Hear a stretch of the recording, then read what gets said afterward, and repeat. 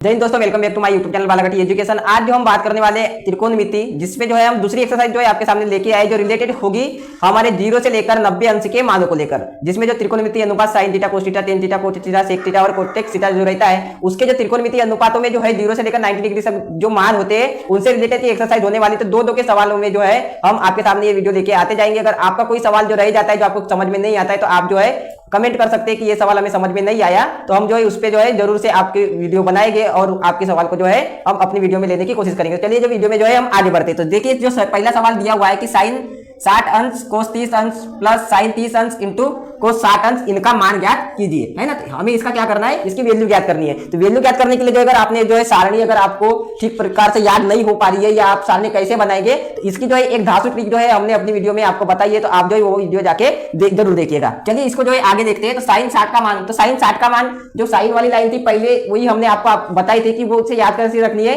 कि 0 आधा 1 बटे करनी 2, फिर करनी 3 बटे 2 और 1। तो उस प्रकार से जो इसका मान कितना हो जाएगा, इसका मान हो जाएगा करनी 3 बटे में 2।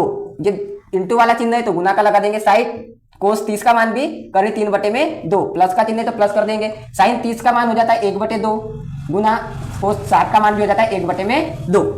तो यानी जो दो मान जो हमारे पास एक जैसे आए, तो उसे क्या कर लेंगे हम, करनी 3 बटे 2 का होल स्क्वायर प्लस 1 बटे 2 का होल स्क्वायर। या चाहे तो आप ये बिना अंडर रूल वाला है तो इसे आप डायरेक्ट भी कर सकते हैं कि 1 का गुना 1 में करेंगे तो 1, 2 का गुना 2 में करेंगे तो 4। इस प्रकार से आप चाहते इसे हल कर सकते हैं। इसे जो है ब्रैकेट में क्यों लिखे हमने, क्योंकि 3 का भी अभी हमें करनी 3 से वर्ग करेंगे तो 3 आएगा, 2 का 2 से करेंगे तो 4 आएगा। इस प्रकार से भी आप कर सकते हैं। यानी ये क्या हो जाएगा 3 बटे में 4 धन 1 बटे में 4। इतनी चीजें क्लियर हो चुकी होगी। अब आपको जो है दोनों का एलसीएम जब हम लेंगे तो क्या आ जाएगा, ये 4 आ जाएगा। इसी प्रकार से 3 और 1 को जोड़ेंगे तो ये भी कितना हो जाएगा 4। तो 4 बटे 4 यानी कितना आ गया, ये 1। यानी sine 60 into cos 30 plus sine 30 plus cos 60 की जो वैल्यू होगी, ये जो हो गया हमारा दूसरा सवाल हो गया, जिसमें क्या बोला कि 2 tan square 45 plus cos square 30 minus sine square 60 की वैल्यू हमें ज्ञात करनी है ना। तो सीधा सा जो है 2 दिया हुआ है तो आप इसे जो है 2 लिख लेंगे, गुना का चिन्ह लगा देंगे, कुछ नहीं है तो tan स्क्वायर 45। तो 45 की वैल्यू कितनी हो जाती है टेबल में, तो आप देखेंगे कि उसकी वैल्यू जो हो जाती है वो हो जाती है यहाँ पे 1।